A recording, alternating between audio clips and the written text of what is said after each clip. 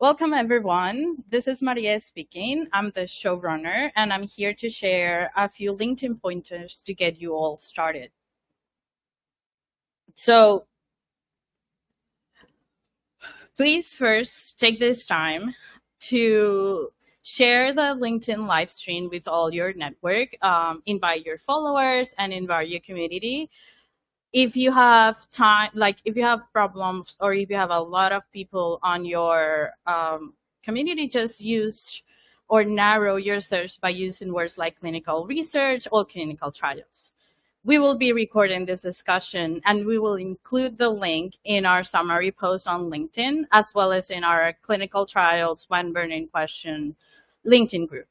Feel free to follow me and all of the moderators and panelists that you will see and hear today. And be sure to check out and follow others in the room where you are inspired. We love hearing from our audience, and we would like to invite you to join the conversation by sharing your thoughts, questions in the comments on the chat. And while I might not be able to bring you on screen, we will highlight and address as many of your contributions as possible. If we run short on time and cannot highlight every comment, we'll make sure to address them forward. For those of you that don't yet know Consuli, broadly, Consuli is a public benefit company with a mission to enable individuals to participate in data economy. Experts suggest our individual health data is worth $20K per year. Consuli helps people choose who gets access to and how their personal information is used, and if and when desired, get them paid for their data and can make medicine better. Consuli does this by operating a marketplace for members where Consuli becomes their agent. Members receive SmartMatch individualized offers from Consuli for opportunities, including to participate in clinical trials and data trials. There is no cost for individuals to join the Consuli movement. Consuli offers sponsors of data and clinical trials a unique opportunity to find and reach individual members. You can learn more at consuli.net, and individuals can really join and sponsors can fill out the contact us form to indicate their interest in exploring a relationship. I'm also posting a link for ease in our event post on LinkedIn. And it is now my pleasure to turn the floor over to our moderator, Christine Von Raesfeld, who will be introducing our one burning question, our esteemed panel here.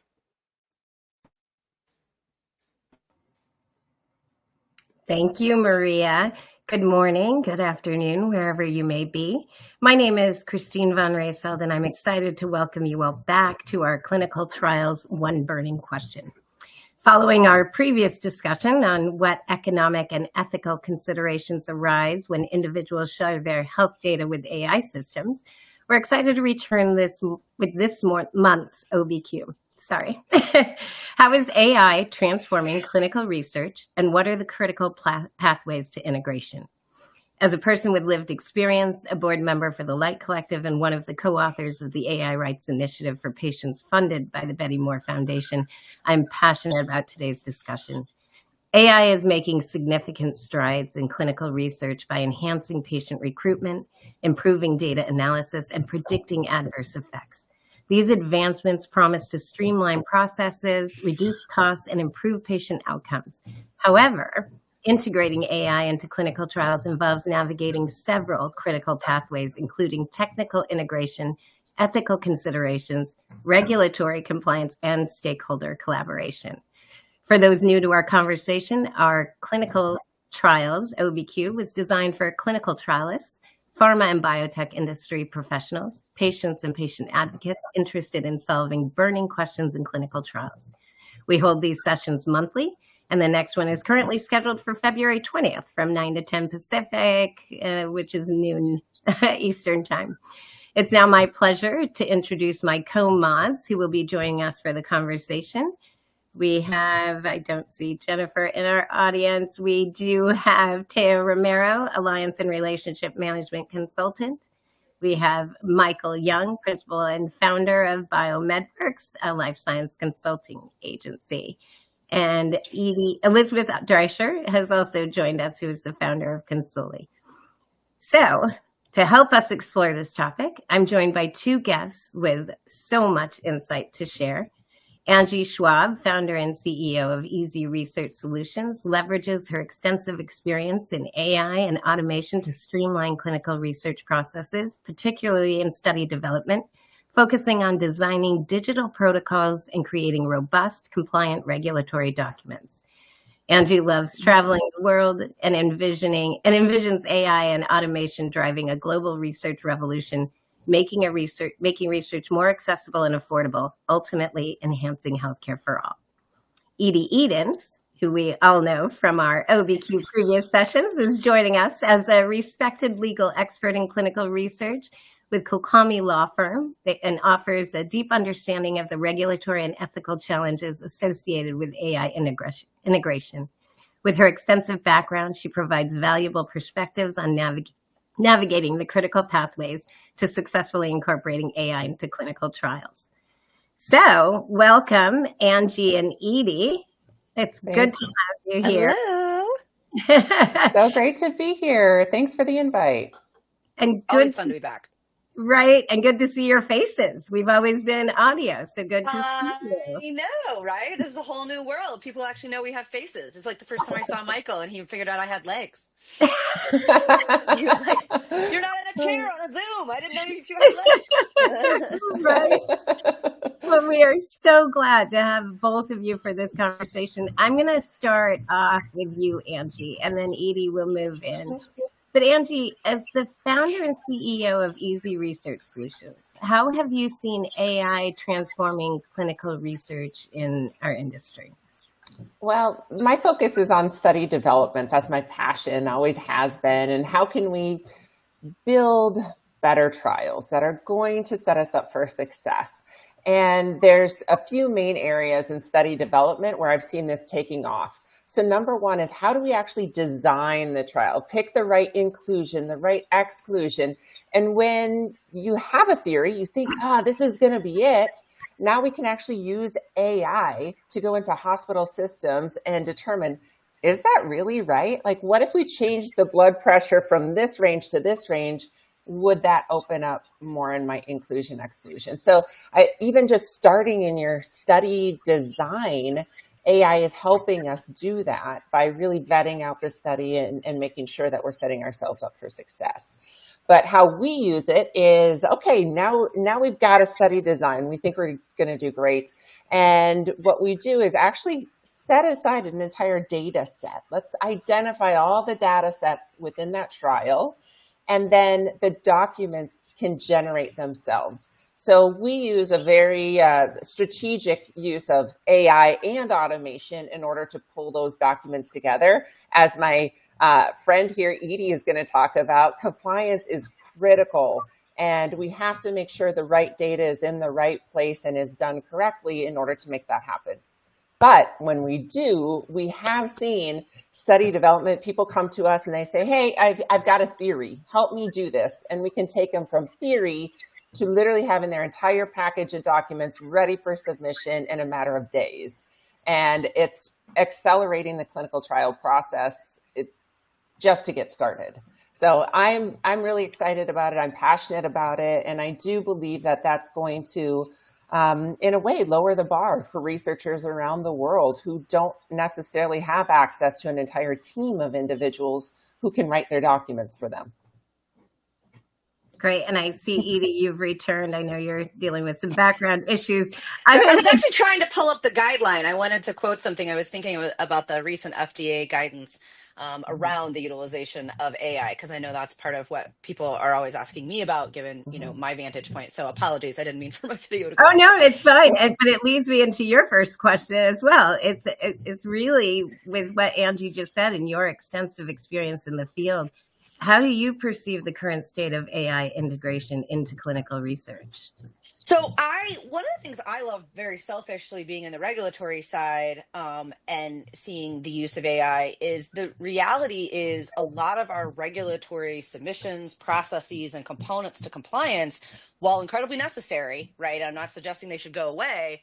Admittedly, they're redundant. We're repeating processes, and we know it's not a best use of our talent and our time, and we know that it's necessary, but also it could be expedited. And this is one of the areas where I think AI works very, very well. I know we want, and many companies are working toward things like drug development, being able to predict success, predict side effects, shorten the length of trials, how many patients have to be exposed, and so on. But those are the exact scariest use cases at this point. Those are the ones that your guidance and your guidelines are really trying to rein in, not because we don't want the innovation, but because that is a distinct departure from how we have brought items to market previously.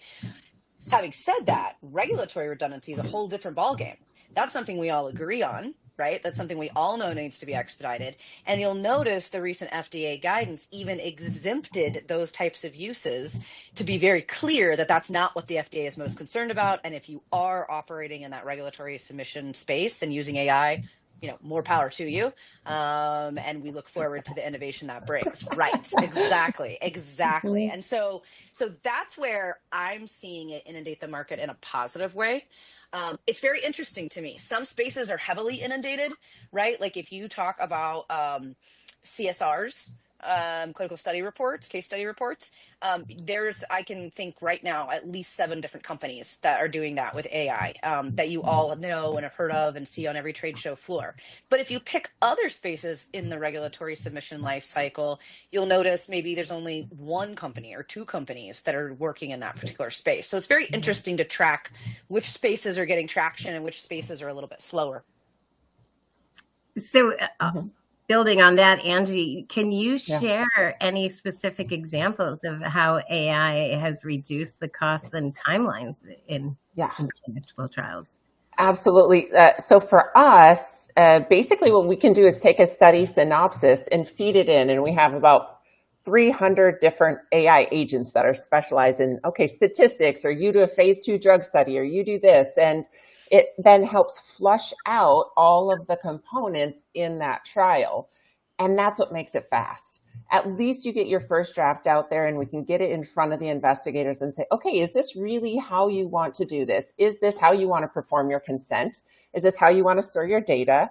Is this how you want to do your statistical analysis? Because this is a first pass. This is an idea. And getting the researchers all around the table with that first idea, that first draft, as quickly as possible definitely shortens the timelines. Before we had been, they're like, even the fastest medical writers maybe take 2 to 4 weeks to write out the first draft. And now we can do it in a matter of hours, if not days, just depending on the complexity of the study.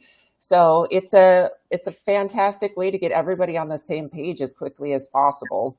And we do see it shortening things very dramatically.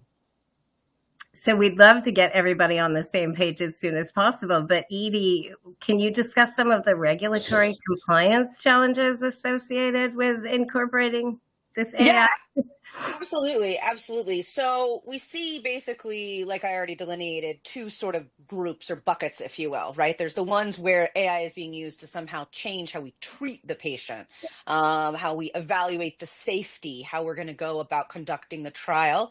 And then there's the use of AI that is, something that is a redundant, maybe regulatory submission, a repeated usage, drafting, developing documents that are associated with our trial master file. So the latter is not being heavily regulated at this time from the perspective of, FDA concern or IRB concern. If you want to and are able to use AI to write your protocol faster, write your regulatory submission paperwork faster, use it to write your SOPs, if you will, at your site, as long as the content that comes out on the other side is what you want represented to that regulatory body about your trial or about your test article, they have no issue with that. They take it absolutely nuts. So there's very little hurdle from a compliance perspective. What I will tell you I see, and I love my reg people, I do, is a resistance. So your reg folks aren't usually known for being the most adept at change. We don't usually really love technology unless somebody else has tried it first. And we're pretty set in the way that we do things at times. And for good reason, right? I'm not just like poking fun at the bear. Having said that, I think there's a lot of concern that this somehow is going to be used by companies to reduce workforces, right? So there's like a digging in and a fear of you're going to replace me. And that's a real fear. We're seeing a significant time in the market in terms of layoffs and downsize. So that's a real fear. Now, do I think that that's what the purpose of AI is or what the companies peddling their different, various products are trying to do? No, I don't at all, actually. But I understand the reception on that perspective. We're also not an industry that does change real fast, right? If we're in the OR, yes, we'll pivot and we'll protect the patient. But as far as a regulatory life cycle, we're not that quick to innovate. And so you're waiting for those who are at more of like the sponsor level to say, yes, we're going to do this. This is the new wave, before you're going to get that trickle down impact of others really launching in. And that's the hurdle right now. The hurdle for your riskier implications of AI that are heavily regulated, I mean, I think those are pretty self-evident, right? If you're predicting whether or not a certain side effect, a risk profile of a drug, how long we need to test something before we can put it to market, those have dramatic impacts. And there's a case in point why they're being so heavily regulated and controlled at this time. I would say to add on that, Edye, starting off even a year ago when we were developing this product, I was like, I just don't know that medical writers are going to want to use this. Hate to say, see the writing on the wall, it's going to do things faster than them, right? Like, yeah, right. There. But I have seen the sentiment change dramatically in the last 3 months. Dramatically, where people are now, medical writers are reaching out to me. Hey, I'm really interested. I want to use this because, hey, my competitors are now way faster. Yep. And now I see that I can't even compete unless I am willing to try something new and to get out there and to experiment. So I think that change is only going to accelerate. Yep. And yeah, you'll always have the people who are resistant, but you're also having the ones who are, it's not even first adopters now. Now we're in mainstream. Like this is going mainstream. And then you're going to have just the late adopters that are going to come on in the next 6 months, hopefully not a year, because I think by that time you're kind of, missed the shot on becoming a leader and using the technology to your best advantage. Yeah. So given that, I want to ask both of you, because you've talked about some of these challenges, but how do we ensure ethical and compliance considerations are addressed when implementing this? If we're becoming mainstream, how do we ensure these things? Go ahead, Angie. Yeah, as you were saying, Edye, I think it depends on how you're using the AI, right? So for us, I hate to say it, it's a little bit easier. Like I've kind of baked it in. I'm like, you have to address these compliance issues. So in essence, as I'm working with CROs or academic centers, and their documents are as good as their given medical writer at the time, and that varies. Well, for us, I can bake it in. I'm like, you must address where you're storing your drugs and how you're doing this and how you're doing that. So I can bake it in. So I see compliance actually being a lot easier and more beneficial by using platforms that are this, segmented and regulated. How we address it further downstream, I will turn that over to Edye. And I'll hand off that. Here we go. Hot potato. It's interesting. I think that there's a lot of conversation when we talk about AI, in terms of being concerned about hallucination or the performance, if you will, of the LLM that you're using. And I think that, to me, and how it's structured and, how agnostic you are between different models in your setup actually has a lot to do with compliance. And here's why I say that. And I don't want to go down too much of a rabbit hole, and I'm definitely not an AI expert, but in the period of time that I've had to learn about this from some far smarter than me folks, what I've realized is in this particular space, you can fine tune a language model in a way that reduces how much deviation or how much hallucination, as people call it, is created. Right, you can tamper that down to actually where you're accepting very, very, very little error. And so, all about what your resistance for that risk is. Are you set up on a particular model that is married to a specific version or a specific type or model, in the sense of, if something changes about that underlying model, is your product or your offering going to change? Those are the areas that I think of in terms of compliance as it relates to us. Because like I said, from the regulatory side, IRBs, FDA, they're not upset that you're using this to draft your documents. They're like, more power to you as long as you're hitting all those appropriate elements. And why haven't we been doing this all along, right? So what I'm going to think about long-term putting product out into the market is what I'm using sustainable several versions from now. Is anything about the compliance or the validation of the model that I'm using, could it change or be changed by advancing technology in a way that would change the compliance? That's what I would think about for the downstream. Does that make sense? Because you're having to think about iterating so quickly in an industry that's moving faster than fast, right? And so that's where I see a lot of lack of attention in detail. Honestly, people are really concerned about getting a product out that produces that document today, and they're not thinking about, what about 6 months from now? What about when the next iteration or evolution comes out of your model? I think that's really critical, why automation also has to be built into it, because automation provides that stability and AI provides the creativity. And if you don't have both of those things together, it's going to fall apart. As you said, AI is going to hallucinate if you use it for everything. And if you're just using automation, you're not tapping into the best technology to get you where you need to be as quickly as possible. So if I was on the other table and I was looking at different technologies out there, I would want to know, where are you using automation? Where are you using AI? What are the data sets you're using and feeding into this? Some of the questions that I have is, I'll just throw out a few like really big names, right? Okay, so obviously like Novartis does not want to see Amgen's data, and we have to make sure these data silos are completely walled off. Like you cannot have that. And Edye, I'd love your take on like how the IP side of things, because that's what I hear as one of the biggest things as to why I'm not going to be part of AI, because of all my IP. It's a couple of different things. It's first, look, what are you training your model on? What data set are you using, and who owns that data set? Because, and are they aware that you're training your model, which by the way, might be a for-profit model for your company, on that data set? So your first stumbling block is that, one, can you even get someone to give you data and trust you? And how do you create and contract around that particular situation to protect yourself? You have to have data. If you're going to build, so let's look at your platform. You're going to build something that's going to train how you write protocols. Well, then that means you have to feed it a lot of protocols for it to learn what's in a protocol. Well, who's going to, who at Novartis and Amgen, right, are going to go, oh, here's 10 of our protocols. Just plug them into your system. And then when you perfect your system, go make lots of money off of that. And we don't want anything back for that. Absolutely not. I mean, that's just game changing from that's one. Right. And then there's the privacy issue of it. It's not just about, I don't want you to make money where I didn't make money, or I can't share confidential data. It's also about the long-term privacy legal implications, and the fact that privacy regulation is very jurisdictionally dependent.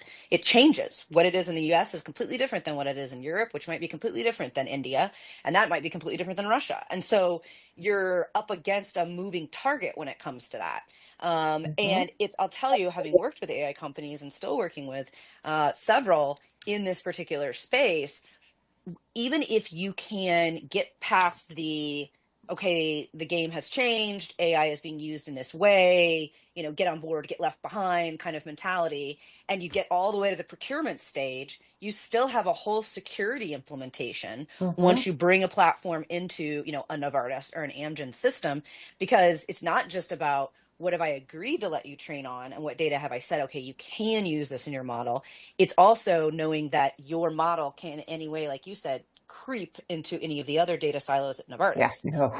And so what you'll see is, I'm big pharma. I love the product that Angie's putting out. I'm all in for AI. You didn't even have to blow smoke up my skirt to get me to say let's sign a deal. But now we're 6 months down the road and it's still Yep. not implemented because it's a nightmare for your team and my IT team to get through all the barriers and stay compliant from a security perspective. Yeah. And you run into pharmaceutical companies. I'd be curious about this for you, Angie. Yeah. If you're running into pharmaceutical companies that have like blanket policies on some of these issues. And so I always use Lilly because I'm an indie. Yeah. So, Lilly's massive. They're global. Yep. So if they have one policy on security that says across the board, we will not allow any engagement that ticks this box. And now the only way for the AI vendor to come in the door is to tick that box because technology has changed. You're sunk before you even started. And it has nothing to do with whether or not you want to use the AI technology. Do you know what I mean? Yes. Yeah, Edie, and I'm sorry, Angie. Let me just jump in real quick here. One of the things that has come up in all the conversations that I've been having with companies. I just came from the J.P. Morgan meeting and the same situation with, especially for the larger companies who have significant rules and regulations, internal protocols that need to be following. It's very clear that the complexity and the heterogeneity of the biopharma industry is really confounding the standardization needed for more rapid progress. And, we're seeing in banking, retail, durable goods, other software, AI is moving so much faster. And, it's just really confounding because what the industry seems to be, and I'd love your reaction to this, the industry, pharma industry just seems focused on AI to improve efficiency and speed of document management, if you will. The real value of AI is getting lost. So I hate to jump in and interrupt Edie. No, you don't. I love you jumping in. Let's be honest. When Edie talks, I listen. Sean. Come on. He loves jumping in on the show. So the key thing for me, and I apologize, I do need to jump off soon as I have a family emergency I'm dealing with as well. But the key piece I think comes down to I think the ownership you guys were referring to, but it's coming in from multiple angles. Everyone's thinking about ownership in terms of what you own. But going back to the question I think you asked, Michael, a few minutes ago, which is, how do you even begin evaluating this? You need to look at system level problems. You need to look at industry level problems. Then you need to look at application level problems. So when I talk about system level problems, and I literally do a presentation on this for clinical research, but as we all know, the New York Times has been suing ChatGPT. They've been suing Google because the AI, the inputs, you guys were, Angie was talking about and Edie was talking about getting approved data sets. We already know the actual LLMs are based on unapproved, unlicensed data sets already. So you already have claims against these companies. On top of that, the Copyright Office, the Patent and Trademark Office have all come out and said, you don't own something if there was no human input. Angie, I believe you mentioned a few minutes ago, we work with AI because it has creativity. Well, if AI is the one providing the creativity, what are you providing? In which case, what are you protecting? So that creates happy to weigh in on that one because that was definitely passionate to me. So AI can help you in a way of saying, oh, okay, let's do this statistical analysis because I can look at this, that, whatever. But at the end of the day, the human who's using this has to approve every single thing. But it's not approved. That's not the standard for, if novelty is the standard. So IP-wise, from a patent perspective, the standard is not, did I okay it? The standard is, did you come up with it in a way that no one else saw before? But you wouldn't be patenting a statistical analysis of your clinical trial. The method so it's depending you on how you do it. Right, the method. And what you're trying to get out of it, right? Yeah. So that's what I'm thinking. Yeah, it really depends on how you're actually using that. But I'm glad you brought it up because we do need standardization. And I think we're going to go much further into that with things like Transcelerate and the US data model and USDM data model. So I really think we need that standardization that, Michael, you're talking about, because if we cannot all agree to basic concepts, that's what's weighing us down. You have banking and all these other ones moving quickly because at least they can come to some agreement of saying, okay, this is the data we need and this is where we're going. But here's the problem I have, Angie. I mean, assuming you're right, even if we agree as an industry, this is the data we need, the AI as it exists is already built on data that they can't have. Yep. So how do you disassociate the data you can't have from the data you can have to create an output that you can own? So I think this also, again, depends on the context of how you're using it. So are you using it to develop a drug? Are you using it to streamline writing a consent form? I think all of those applications are very different in how you would approach them, both legally, ethically, compliance-wise. So I think we can keep arguing over and discussing it, and all of us would probably have slightly different takes on what that means. But apparently,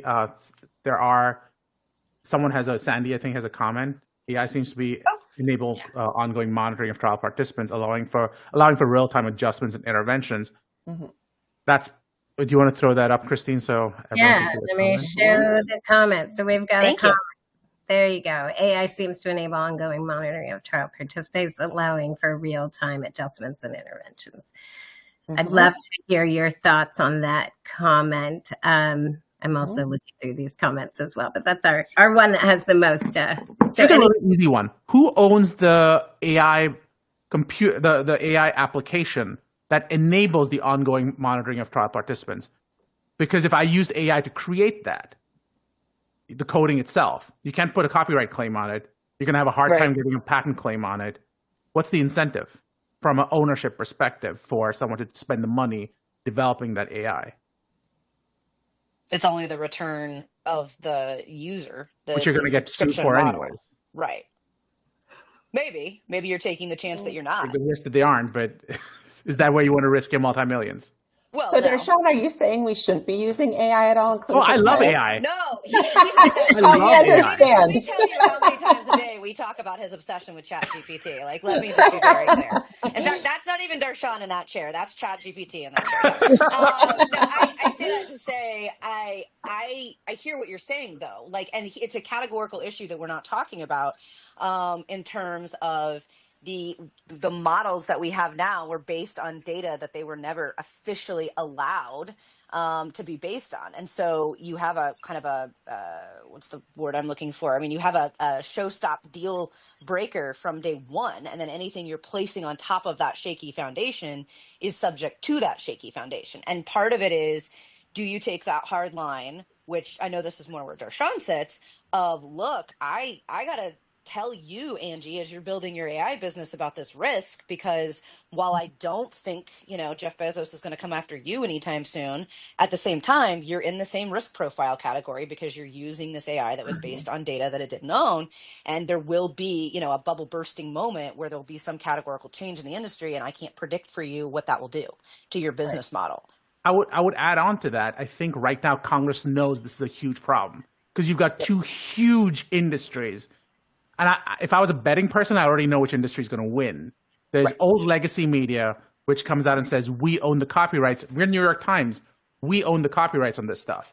And we are going to sue you because we have the DMCA that's going to support our claim. Then you have big tech that's saying, we are the future. And normally I would have said, you know what? Big legacy media, huge. They have a really good fighting chance. And both of them have great lobbies and all that stuff. But with the Trump administration coming in, and we know how big the tech vendors are, they were sitting on stage when he got inaugurated. Right. You can kind of guess which direction it's going to go. Congress is probably going to land up leaning towards the Trump administration. The Trump administration leaning towards tech. The losers in this might land up being, fortunately or unfortunately, the creatives, which is the writers, the artists, the video designers, etc. But we don't know that answer yet. So to the question you were asking, Angie, not that long ago, are you saying don't do it? You're placing bets, and let's hope it all lands out the way we want it to be. We just want to know, as Edie said a few seconds ago, we just know it's on shaky foundations, and we're all hoping. Because the flip side of this, I think, is really interesting, which is don't do anything. Let's all just pause and see what happens. There's a country that's doing exactly that, which is Germany. And Germany's between GDPR, the AI regulation, they're not progressing as quickly as China or the US. And we're falling behind. So whether you're in or you're out, you're still going to have a problem on your hands. The only question is what? Well, and this is where, like, admittedly, Darshan already knows this about me. This is where I actually probably would buy into the herd mentality and say, look, what are the chances, reading the tea leaves of the current administration and the uses and implications of AI, that even with the current lawsuits, you're going to completely dismantle what's already been built and be forced to start over. And you don't know the answer to that. You don't. I would probably err on the side of trying anyway, right? And not waiting to use it, because I don't want to be the Germany in that scenario. That would drive me insane. But it's not an unfounded concern. It's just one that we're conveniently choosing to set aside because it's not really what we want to hear. I do want to come back to this comment, though. I know we're... Can you share my screen, by the way? And then I wanted to pause for a second, too, because we have hit our halfway mark. And we do have some comments from our audience. Yep. I also know, I put up a comment from John Burke here on how would we monitor the ongoing recruitment in patients. And then we have another question following that. I know Taya had her own concerns. So Taya, I want you to ask your question afterwards. But for John, because John has been waiting for a while in our comments, how would we monitor the ongoing recruitment on patients if we're looking at Christine, it's actually Tammy Burke. She's on. Oh, Tammy. Sorry, Tammy. You're on your phone. I saw that earlier. Tammy is asking. I mean, for me, it's like, I think I need a more specific context, if you will, in the sense of, we can do any number of things with AI. What is it that we want to do with the monitoring itself?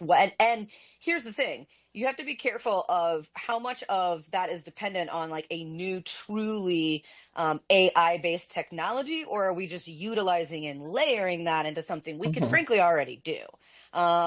So I don't know if others kind of know where Tammy's head is at on this to help me sort of narrow down and give a better answer. I'm not sure either, but I'm guessing at least right now at this phase of AI integrations with all of these kind of like plug-in support type things, it is that layering, Edie. So I don't necessarily see that we're changing processes. We're potentially gathering data a little bit more efficiently and providing it in a way that's a little more user-friendly. But that's how I would see it, at least for the next 6 months. I mean, who knows past 6 months how that's going to happen. To me, the immediate use case for monitoring an AI is, we can collect all the data we want, but if we're not sitting down and analyzing the data, looking at patterns, detecting trends, then we're not using the data powerfully. AI can make us and help us to do that faster. You're still going to need a clinician to look at the scenario and decide if in fact it was that adverse event. Absolutely. But it could track and trend faster and at least bring potential situations to the forefront and go, hey, are you looking over here?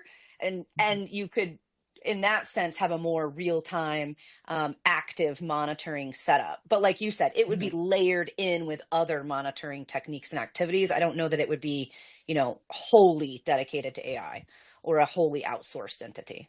Taya, did you have some thoughts on that? Well, Taya had a question earlier before we tuned in. So Taya, I would love to, because some of our comments are relating to what you were talking about or asking about. Sure. I think Edie had touched on some of the points, but when you're looking at how the audience is interacting with AI, they're constantly looking for the AI, right? So like I see posts on LinkedIn all the time of, oh, you can tell this is a AI generated post because it used these words that AI is constantly using, or it had this format or dashing in the post.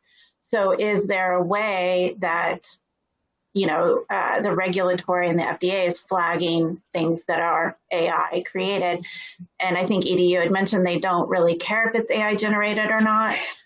But they care about transparency. I will say, I reread the guidance yesterday just because I knew we were having this call today, and they very much do care about transparency. There is an expectation that you would be honest and forthcoming that you are using AI in your drafting of, say, your FDA submission, your IRB submission.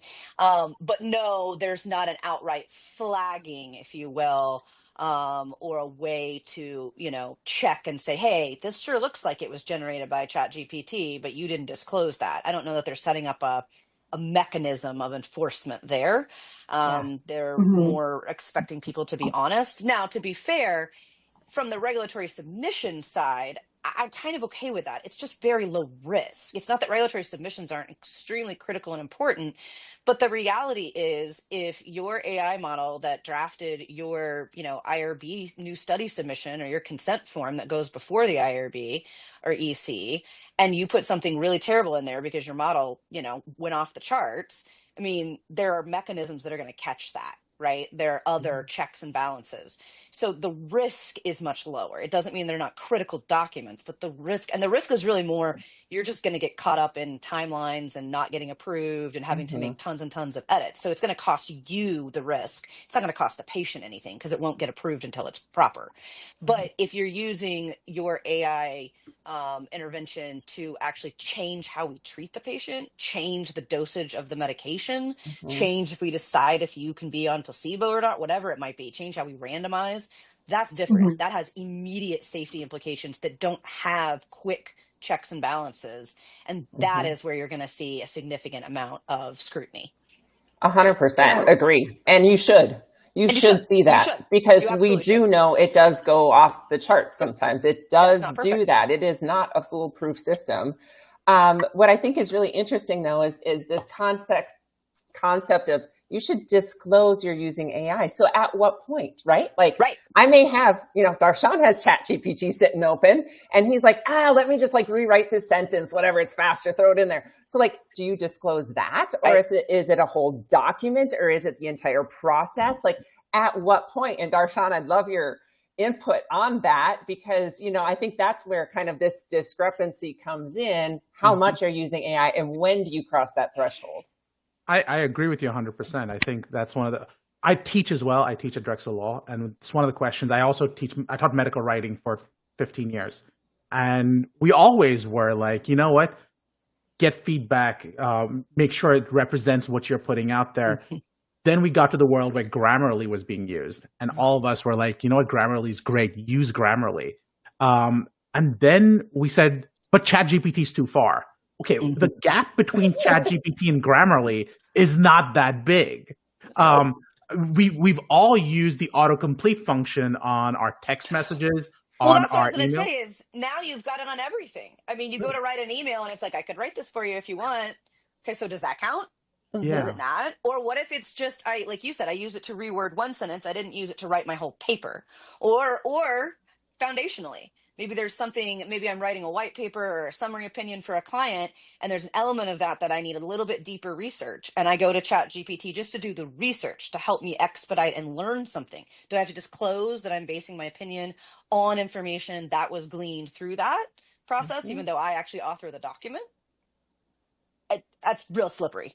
You got a couple of lawyers trying to go down that road. That's dangerous. But I think it's a point well made of, again, the FDA doesn't specify here, and they don't get into what their expectation is. I don't know that they know what it is yet. I think for them, they're.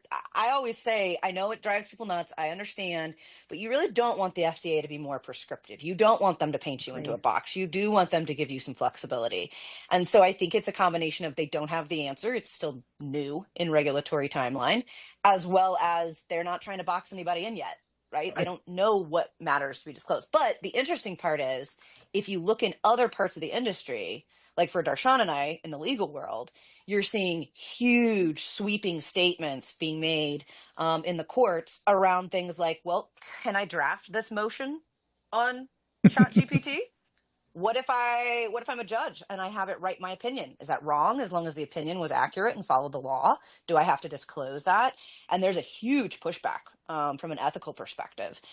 So each industry is also setting the line somewhere different, right, of what their expectation is, which doesn't make it any easier. I'm going to echo what Edye says, because I think one thing is that I've done this in front of the FDA, where I go, the FDA gives you enough news to hang yourself.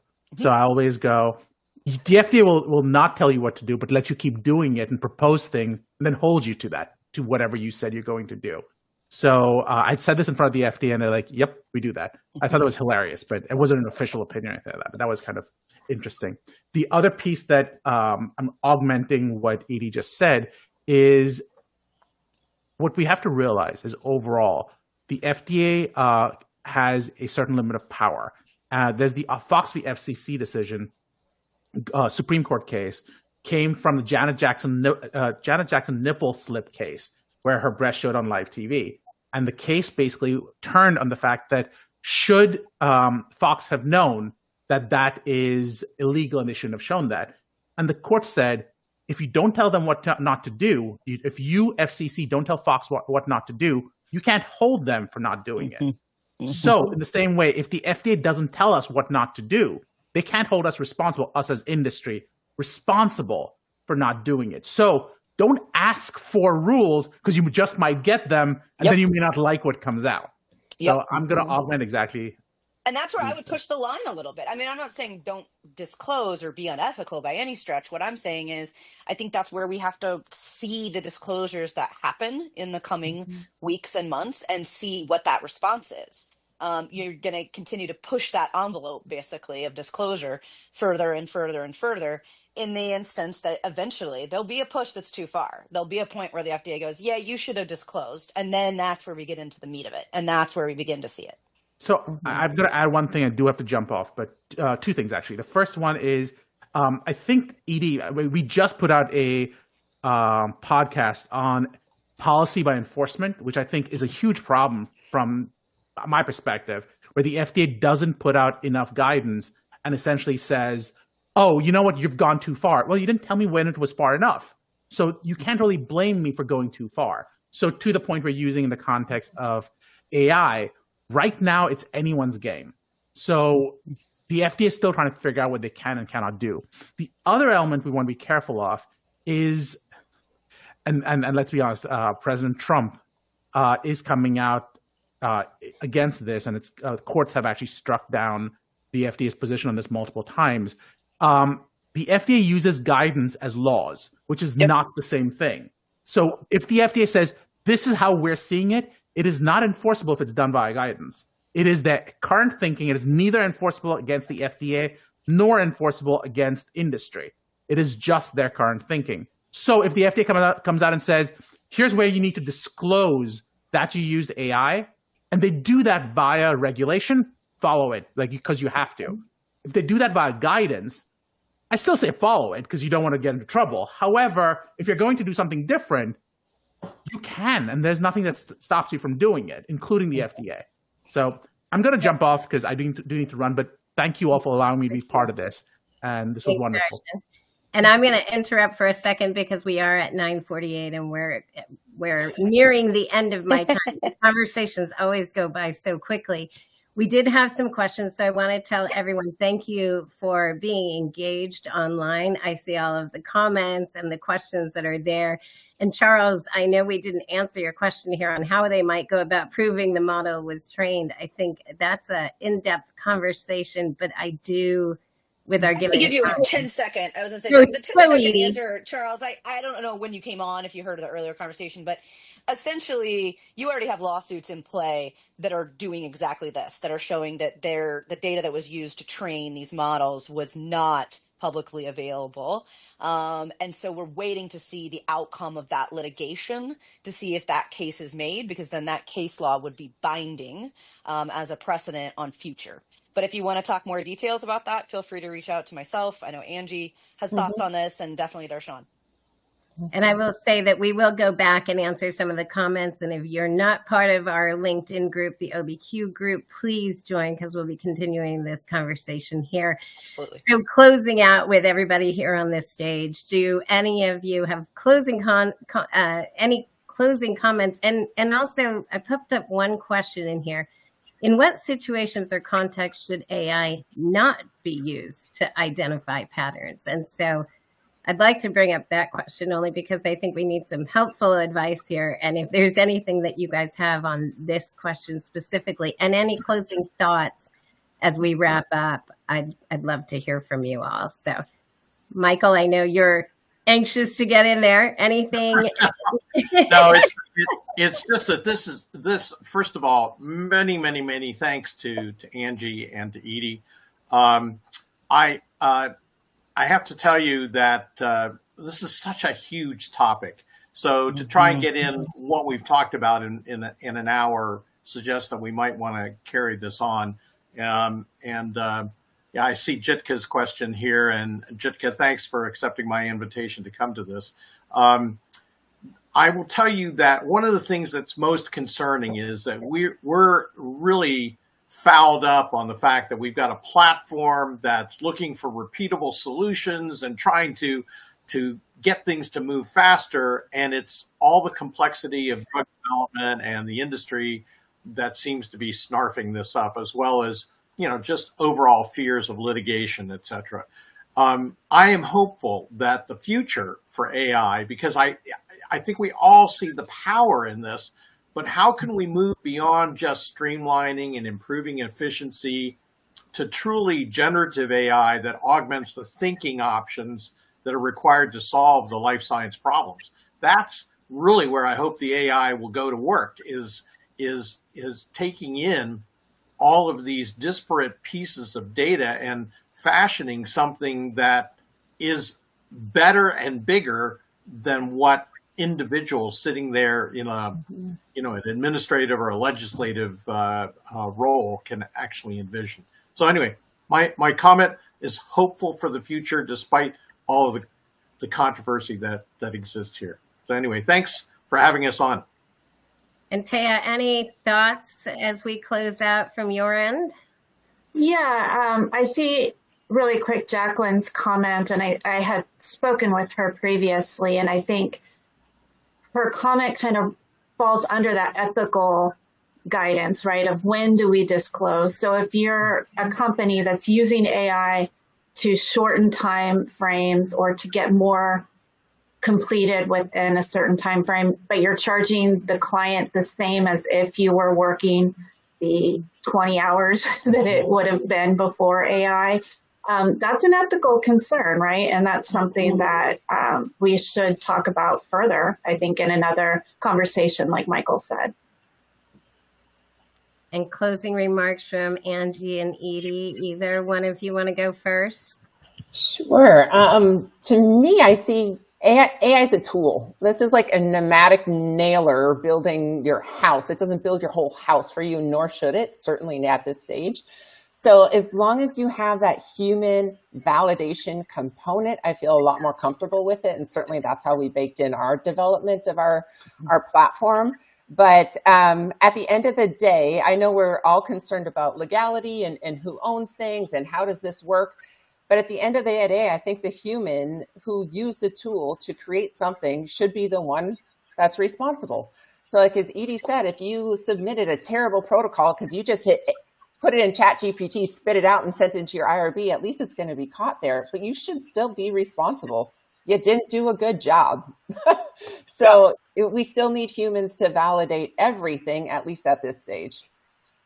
And I would jump on that comment, especially as it related to the last comment we had from one of our attendees around, when should you not use it for trends or to predict, and say exactly that. We are not at a point where you could change your patient care decisions, where you could base them entirely on a model. Doesn't mean we're not close. Stay tuned. We're going to get there, I do believe. But I think at this point, for me, that's where if an AI company comes to me and says, hey, I want you to consult, I want you to tell me what you think about my compliance or my outlay, that's where I'm probably going to draw that highest risk line, right? We can talk about who owns the data. We can talk about whether or not that's an issue, all sorts of risk patterns. But when you get to the threshold of you're making patient care decisions and they're not validated or double checked by a human with the appropriate clinical expertise, that's where you've hit too far. That's the line. Mm-hmm. And I will agree with all of you there and say that AI is just a tool. And I think that human element is needed. And I think as we talk about these things and we talk about who owns the data, we also have to talk about the patient. So we have a data dignity conversation as well with Consuli, if any of you want to join in that, because I think that is one of the issues we have to solve if we really want to solve for AI. So in close. Yes. And Elizabeth, I know you're on the line. Do you have any comments, any thoughts as you listened in as well? I see her on the stage, but no unmiking. So we'll leave it there. And in closing, we invite you to engage with us further. If you have any suggestions for topics or speakers, or if you're interested in joining us as a guest speaker, please reach out to Maria or any of our team members that you see here. Additionally, we encourage you to explore membership with our sponsor, Consuli, or consider becoming a co-sponsor of this OBQ and or other Consuli Conversation Dialogue series. We greatly appreciate your participation and thank you so much for engaging on LinkedIn. We will go back and check out those comments and make sure we engage with you. And lastly, we invite you to join our OBQ LinkedIn group to stay up to date on events and interact with other group members. For all of these actions, the necessary links are in our comments or whatever it is at the end of LinkedIn. You'll see them there. We're also showing them on the screen. So thank you so much all for joining us. We were gonna leave the event open for a minute so you could browse people, but I don't think we can do that on StreamYard anymore. I know, all the tech changes, right? Everything's changed. So I want to, again, thank you both. Angie, it's been a phenomenal conversation, and I hope that the insights that you provided, you and Edye, can help those in the clinical trial space really move forward. And we will see you at our next one. And we're obviously going to keep continuing the conversation around AI and how this is integrated with multiple stakeholders. So join in. And that's it. Thanks, guys. It was fun seeing you all. Agreed.